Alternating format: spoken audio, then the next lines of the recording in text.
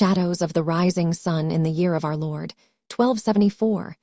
Sir Roland of Acre washed ashore on the misty coast of Kyushu, half dead and clutching the shattered remnants of his crusader sword. A storm had scattered the Mongol fleet, but it had also hurled this battle-weary knight far beyond the known world.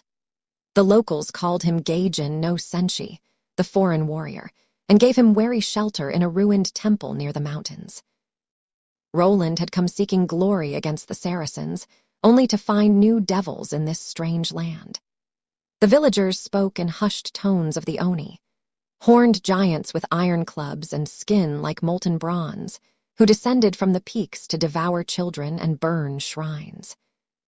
One such beast, Kage no Oni, the shadow demon, had claimed the life of the local lord's daughter. The warlord offered gold, horses, and safe passage home if Roland would slay the creature. "I have slain infidels in the Holy Land," Roland muttered, sharpening the broken blade against temple stone. What is one more demon? But the mountain paths were treacherous, and the Oni was cunning.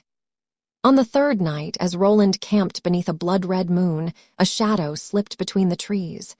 A woman emerged, clad in the flowing silks of a geisha, her face painted white as porcelain, lips crimson. In her obi she carried not a shamisen, but a hidden kodachi. Her name was Hananokage, Shadow Flower. She served the warlord as both entertainer and unseen blade. "You walk like a wounded ox," she whispered, voice soft as falling snow. "The Oni will hear you from 3 valleys away." "Let me guide you, crusader." Roland gripped his cross, wary of sorcery, but the geisha's dark eyes held no deceit, only steel. Together they climbed into the haunted peaks. By day, Hana moved like mist through the bamboo, teaching Roland the silent step of her people. She brewed bitter tea that sharpened his senses and sang low songs that calmed the restless spirits. By night, she became death itself. When bandits ambushed them on a narrow ridge, her fan concealed a poisoned needle. 2 men fell gurgling before Roland could even draw steel. "Why help me?" he asked one evening as they shared a fire beneath ancient cedars. Hana stared into the flames. "My sister was the Lord's daughter. The Oni took her. I paint my face to hide the tears and sharpen my knives to avenge her. You are a fool from across the sea, but your sword arm is strong. Even flowers need thorns." On the 7th night they found the demon's lair, a shattered torii gate leading into a cavern reeking of blood and smoke. Torches flickered on the walls, illuminating crude trophies, samurai helmets, monks' robes, and small bones. Kage no Oni waited.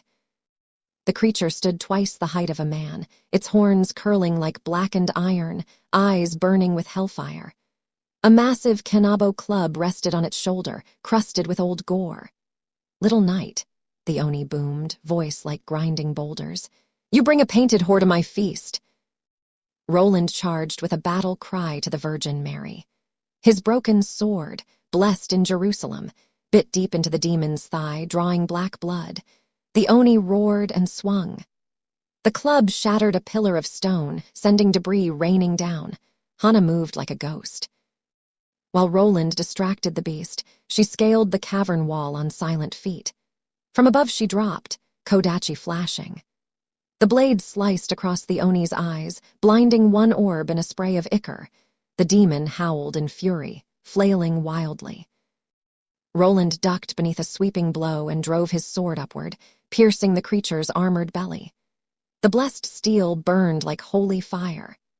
Enraged, the Oni seized him in one massive claw, lifting the knight off the ground. Hana did not hesitate. She leaped onto the beast's back, wrapping her silk sash around its throat. With a dancer's grace and an assassin's precision, she drove her short blade repeatedly into the base of its skull. "Die for my sister," she hissed. Roland, gasping in the demon's crushing grip, twisted his sword deeper. "And for the light." The Oni staggered, black blood poured like tar. With a final, earth-shaking bellow, Kage no Oni collapsed, cracking the cavern floor. Dust and ancient bones rained down, silence fell. Hana helped Roland to his feet. Blood streaked her white makeup, but her eyes shone with grim satisfaction. "The demon is dead. You kept your word, crusader." And you yours, shadow flower. They emerged from the mountain at dawn. The warlord kept his promise, gold, a ship, and safe passage. Yet as Roland stood on the beach, watching the sails being readied, he looked back at Hannah. She stood among the cherry blossoms, no longer in geisha silks but in the dark garb of her true calling. A faint smile touched her crimson lips. "Will you stay?" she asked quietly. "There are more shadows in this land." Roland touched the cross at his neck, then the scar the Oni had left on his arm.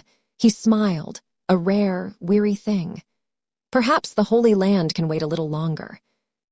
Together, the Western Crusader and the geisha assassin walked back toward the mountains, where new evils stirred beneath the rising sun.